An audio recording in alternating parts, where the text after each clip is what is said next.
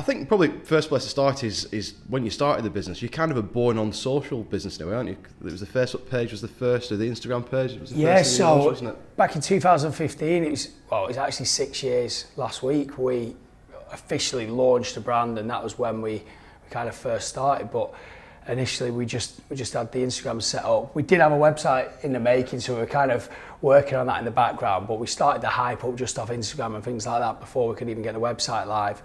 And then launched us with one t-shirt. It was in 3 colours at the time, and we were getting it manufactured in Nottingham, actually, which is not even like the home of UK manufacturing. It was a bit of a random place, but it's the only place where we could get 60 t-shirts made at a time back then. So yeah, it started, and then now obviously it's grown, and it's been a big roller coaster ride.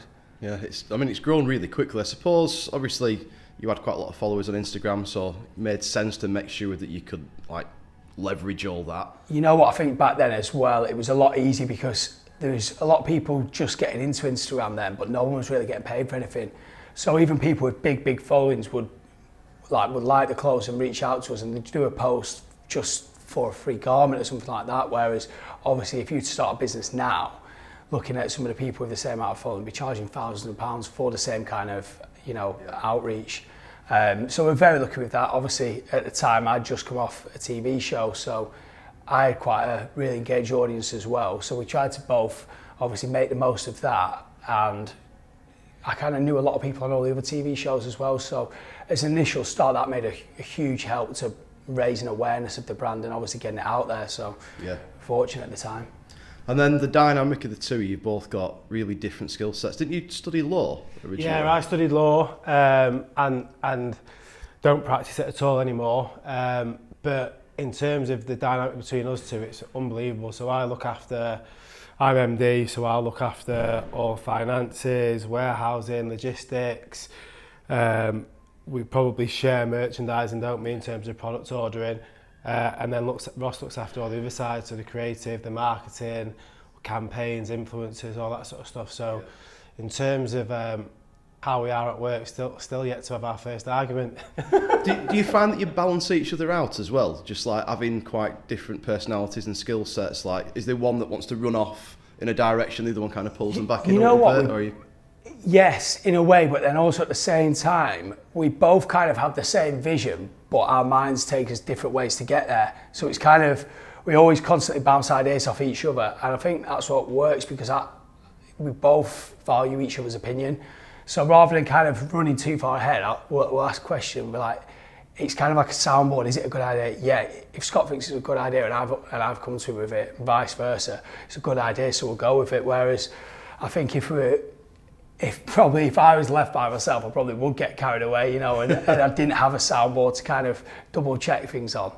Yeah, so yeah. I think the biggest thing is because we've grown so much, and the business has got so big, we can't do everything, and we realise that we can't do everything. So the fact that we trust each other implicitly, I know whatever he's doing, his side of the work is going to be done to the best of our ability, and he knows the same for me. So the trust factor and not trying to get involved with every aspect just means that it makes it a lot easier to work with each other because we're not like on each other's toes.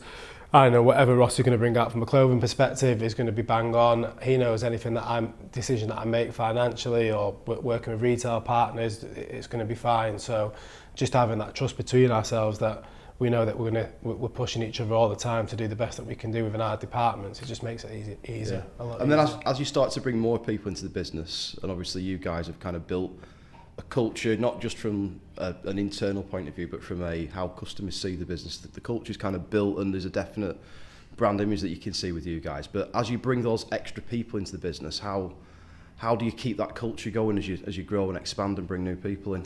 I think it's a really good question. It's tough, and it's something we've been working on this past year. Obviously, with the pandemic and not being in the office, everyone was having to work from home. And since we've come back in, we've been working really hard on that.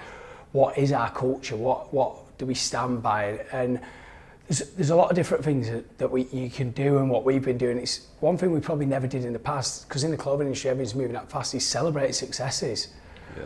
Like, as soon as you've had a great day, you're on to the next. And it was kind of like things like that for the team that have been working behind the scenes. It's kind of bringing everyone in. So So always looking at opportunities for all the different people, like push them to find opportunities for the business as well, so they feel more part, celebrate success, just unparalleled customer service really as well, like making sure that everyone from every department is offering the best they possibly can do for the customer.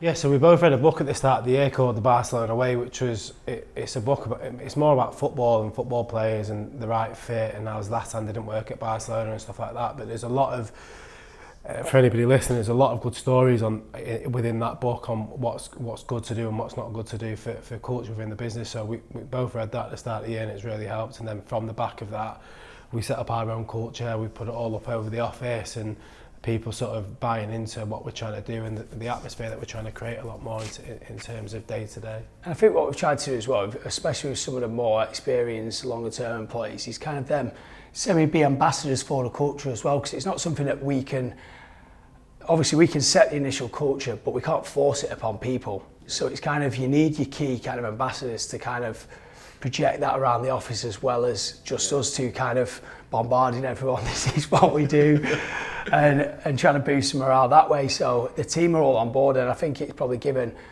a lot of people, you know, a feeling of inclusivity in the business as well, and everyone's getting involved and supporting each other in every way they possibly can now. So made the team a lot stronger, boosted morale, and I think everyone's probably a lot more passionate about the business and working for the business than it's just a job, what is in a lot of other industries and other businesses. Do you think it comes across in the products and the way you represent yourself online and in your marketing and on the website and in stores and that as well? I think that's what we try to do. You'll probably be better at telling me that than I am, but it's what we always try and do. And again, with the stores as well, we did a refurb on the store because we wanted to, as a brand moves on, kind of update the store, show how the store's updated like the business has. And again, the culture runs through the stores as well as just the head office and the warehouse as well. So Couture Club, we played a lot with the club element of the Couture Club over the last few years as well, and we didn't want it to be like an exclusive club, we want it to be an all-inclusive club rather than just an super exclusive. So we've, in terms of what we've done to sort of cater for that, we've tried to sort of widen our product range as we've grown. So increase sizing so it fits all different types of body shapes, offer like comfort clothing, nighttime clothing, fitness ranges. We're even doing kids now, so trying to make sure that 18 to 35-year-old and now even 40 young dads, 45, they can all shop with us, just to try and create like an all-in-one shop that helps us grow as a business, but also helps us sort of relate to the customers too. You definitely seem to have set a trend with the oversized t-shirts. That definitely, you were the first ones to really do that, and I've seen a lot of larger, more known brands kind of following suit with you, so you seem to be really leading away from that design point of view as well. Probably more from my side, because I like a lot of baggy stuff, and it's probably initially a lot more suited and kind of probably come from the American streetwear style, because everything is relaxed, everything is kind of oversized. And in the UK, there's like a certain culture that's like that, and then there's obviously areas where people dress smarter and things like that. So it's not for everyone, but obviously that's why we try, and obviously we have our oversized, our regular fit and our slim fit stuff, so we try and cover all bases with it. But with a lot of the trend stuff and some of the more out there styles, they tend to be the more oversized stuff. Yeah. The last 12 months have been pretty difficult for a lot of businesses. For retail in general, it's been pretty difficult to kind of understand what's going to open, if it's going to open, when it's going to open. But obviously online has been the thing that's kept on going, and you guys were in a fortunate position that the bulk of your business is online. You had your distribution network set up. Some of the retailers that I work with ran into problems because their stores were the distribution points. So even though they had an online shop, they couldn't actually dispatch anything. So you guys did quite well, but not only that, the style of clothing that you do kind of fit into that. Everyone working from home, wearing more chilled clothes. I think this is like one of the first times I've not had elastic waistbands on for quite a while. It's but yeah, it did kind of play into things. Has that really helped the growth of the business? We actually 2 weeks before lockdown was announced, we launched our first loungewear range. And the first 2 weeks sales were okay, but then as soon as lockdown hit, it just sold out very, very quickly. We were quite tentative at the start of lockdown because nobody knew what was going to happen. We didn't know furlough was going to be a thing. We didn't know people would be supported so well from the government, etc., etc. So, or working from home, the sort of clothing was more in line with what we were selling. So we actually sat down and we reforecasted. We cut a lot of our costs out in terms of like marketing and consultants that we'd worked with, etc., etc. And we just sort of said, let's look at this from a worst case scenario perspective. And there was a really bad 2-week lull where, you know, I think industry-wide people had a couple of really bad weeks, and then after 2 weeks sales just skyrocketed for most people in online business, but we did really well out of it. Unfortunately lost both our stores, which is quite a lot of revenue, but not as big as our online has ever been. And now we're just seeing the other side to that. So now we're seeing that April 12th, the world's reopened again, people's spending habits are changing again, people's shopping habits in terms of what they want to buy is changing again. So it's just, you've just got to adapt so quickly. So tracksuits are not the number one thing that are selling at the moment. We need to get more denim, more nighttime sort of product in, and people's spending habits have even changed because for the last 12 months, all they've been able to do is buy clothing online. Now they can go to restaurants again, they can go on holiday again, they can go to the pub again. So the physical money that they've got, you know, to spend on a monthly basis, it isn't just all being spent on clothing. I guess nighttime wear is going to be coming back. I mean, I've been out in Manchester quite a lot the last couple of weeks, and it's busy every night, everywhere. Like, you can't get a restaurant booking. I mean, trying to get in the Ivy or somewhere like that, you're booking tables weeks in advance, aren't you? It's just... I think that's it. I think there's, like Scott mentioned there, things have totally changed the opposite way now. Whereas there was pretty much zero distraction. It was kind of shopping out of boredom just to take a picture because people were that bored at home and wanted to feel good about being sat at home every single day. Whereas now it's gone from that to there being so many distractions that everyone's like, oh, I'm not even bothered. I bought loads of clothes and barely wore them last year, so I might as well just wear them for a bit. So again, it's just all about adapting, isn't it? Like we touched on last year, I think at the initial start of lockdown, there was talks of them even shutting warehouses and things like that. And if that had happened, do you know what I mean? It could have been an absolutely terrible year. Luckily for everyone in the industry, and stuff, and mail services still ran as fine, and warehouses were allowed to stay open. So that's when we were reforecasting that, you had to look at, you know, worst case scenario and really do everything you can. And we look back at it now and you think, you know what, imagine what it would have been like if we kept our marketing budget at what it was. We could have, you know what I mean, done some serious numbers. And I know a lot of people did do that, but we tried to run the cleanest, you know, like the best business we could at the time, and super happy with how we performed last year, I think. Sometimes doubling down when everyone else bottles it's not a bad strategy, is it? I've noticed you do it before though, when like at a quiet time here, you guys are like out there with email messaging and Facebook ads and Instagram ads and stuff. Yeah, you're right. It's like what we spoke about briefly before offline. It's having the physical, like most of the marketing things that we do now, we can turn on and off overnight. So when we see a shift in pattern, a shift in habits, you know, it's the right time to spend. We will always do that, definitely. I mean, in my day job at Red Eye, we've seen about a 90% increase in online. It looks like it's going to stay, even now shops are open and people can spend money elsewhere. It seems that people have got quite used to that online ordering and the convenience of things being delivered to the door, the fact they can order a couple of sizes and send the ones back that don't necessarily fit. Are you seeing that the same sort of trend, that things will actually go a little more online but the store side of things will still come back anyway? Possibly, yeah. I think the numbers there, I don't know what demographic they're over, but as a younger consumer, which I'd probably say our customer is, like Scott mentioned, 18 to 35, they're probably quite already invested in online shopping. It's a lot of the, say for example, like my parents, they were never really that big on, you know, Amazon and things like that, and then now they're blown away by this whole thing that they didn't even know about. Whereas for the clothing industry, it's already been very dominant online, so obviously we'll see the increase, and I do think it'll stay there. But we're quite lucky though, because we obviously with the stores, we get to see how people's shopping habits are in both sets of the world. So the people that shop online and the people that shop in the store.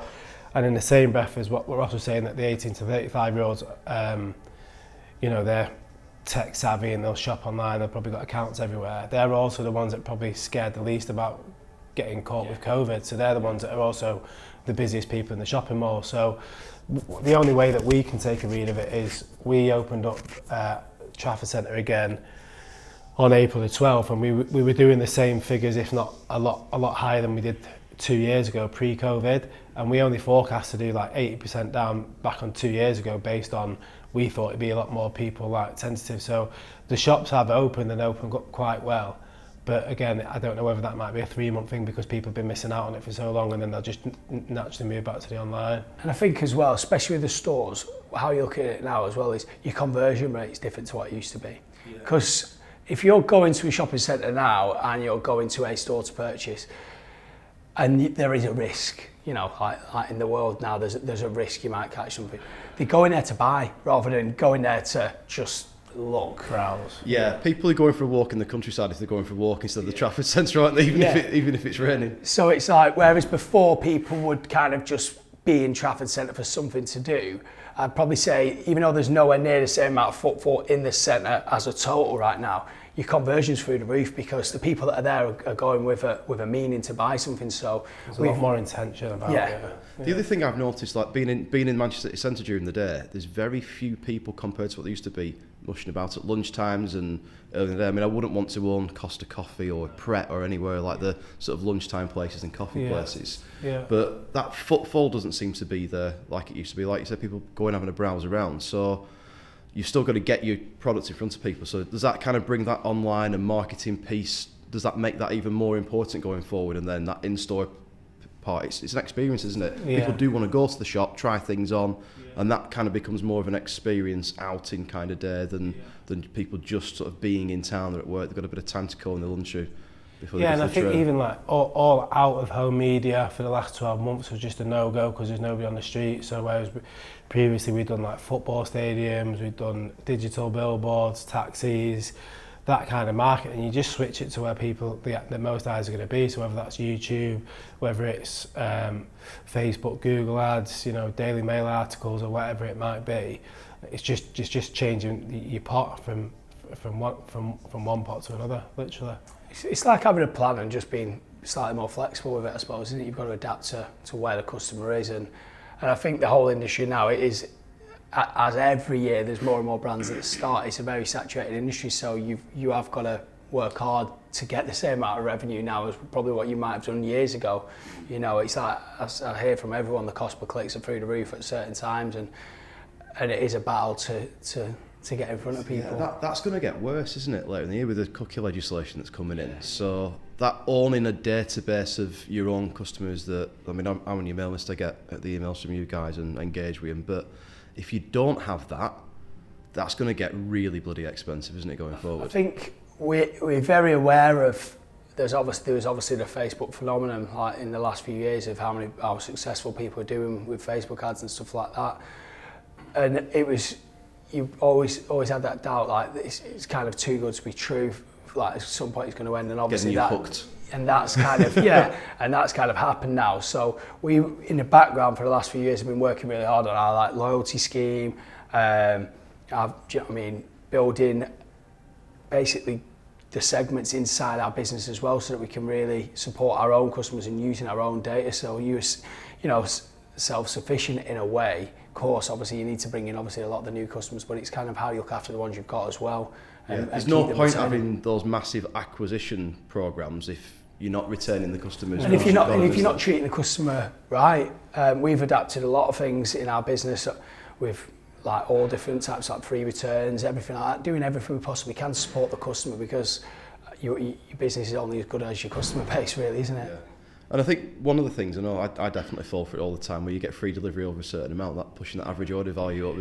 There's little things that you can tweak, but like within that customer experience that works really well. But it seems that the channels that you communicate with people to retain customers are just going to get more and more important as time goes on. I mean, you've massively booked the trend in a really competitive space. I mean, you look at some of the big players that have gone bust because they've not used influencer marketing right, they've not had a decent online presence, they're not slick when it comes to deliveries and the time it takes and returns and that kind of thing.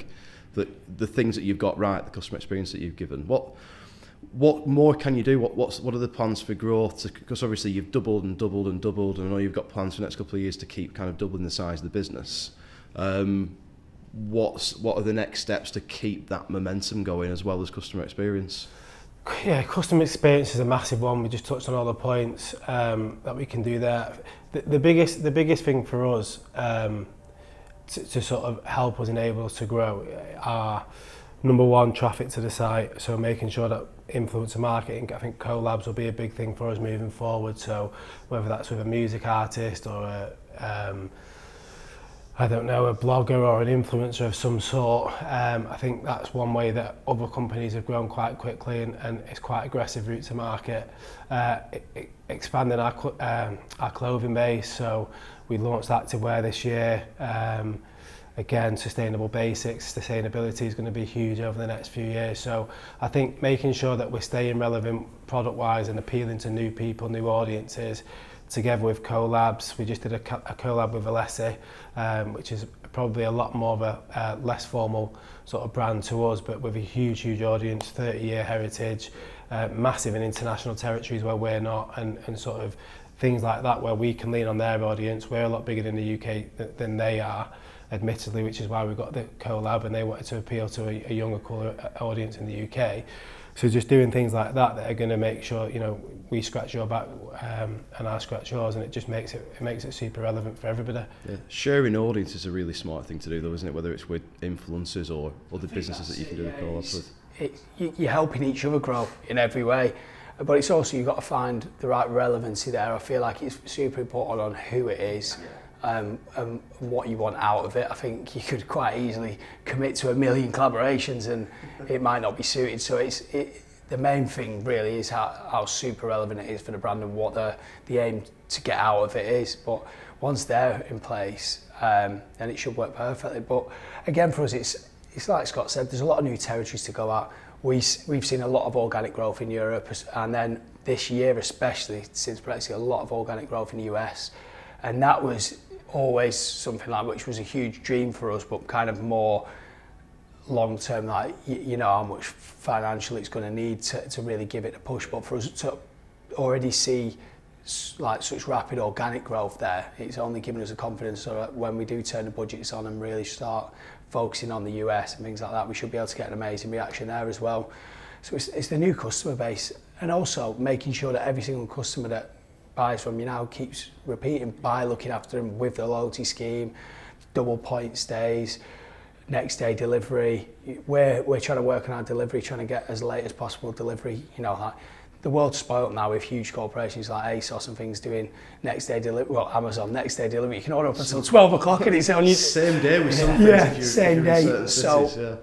I think we'll be working for the rest of the year on offering same day in certain cities, next day delivery up until 10 p.m, which is, we're currently up to 7 p.m, which for us, for what I'd still class as a small business in the grand scheme of things, it's as good as we can do right now, but we're working behind the scenes to do everything so that becomes 10 o'clock and then that becomes later on. And like you said, the same day deliveries in key cities is the next thing for us. But it's just offering the customer the best possible service we can with the best products and keeping the quality exactly how it is.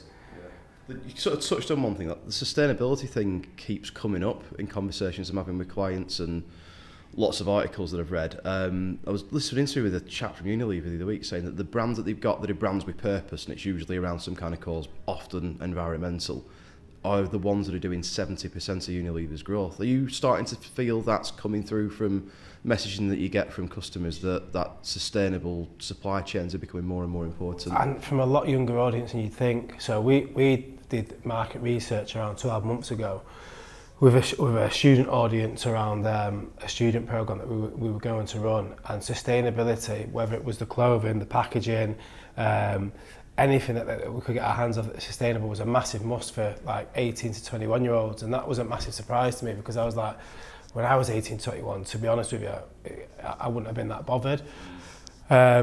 We then fast forward 6 months and we launched with a huge German retailer called Zalando, and to get onto Zalando you've got to show that you've got 20% of your product base is sustainable. And then there's huge brands that have come in like Pangea and brands like that are purely sustainable. So I think for us, we were quite quick to do it in the sense of what we did, but there's going to be a lot more growth from us in terms of what we can offer from a sustainable basics or sustainable activewear collection. And I think because it's there's so much more awareness around it now, it will become easier to manufacture. We can do a lot more for the customer on it. I think initially it was super expensive, it was super hard to get the quality you'd want, whereas now, because it is becoming such a huge thing, a lot of factories are, it's becoming a lot easier to do it. So eventually I think we'll end up moving our whole business into some form of sustainable. Like Scott mentioned, we've got our sustainable range is 100% recyclable as well, so it's like the full works rather than a lot of brands just do organic cotton. So we really want it to be fully recycled and the best we could do. So we spent a lot of time developing that, but we're just going to keep growing it across the business as well now. Awesome stuff. I think, to be fair, with the rate that you guys have grown, that's going to carry on going. But I think other things are sort of growing in your personal lives, aren't you? Scott's just had a child. You've got your first one coming. Have you been giving him loads of advice on? To be fair, mate, he came round to my house last week and played dead for 20 minutes with my oldest child. So I was like, getting the good practice in there, right? Yeah, it could be any minute now, to be fair. I should probably check my phone. No, I'm excited. It's a new challenge, but I think from seeing what Scott was like the first time round, it just gives you more of a drive, more passion, more of a reason to work even harder than you already are. Of course, there's going to be that home life, work life juggle. And balancing it the right way, but at the same time you've got even more of a purpose, you know, to be more successful and make the business more successful. Cool. Well, good luck. Congrats. Thanks very much for coming in. Really appreciate it, guys. Thank you very much. Thank you. Thanks a lot.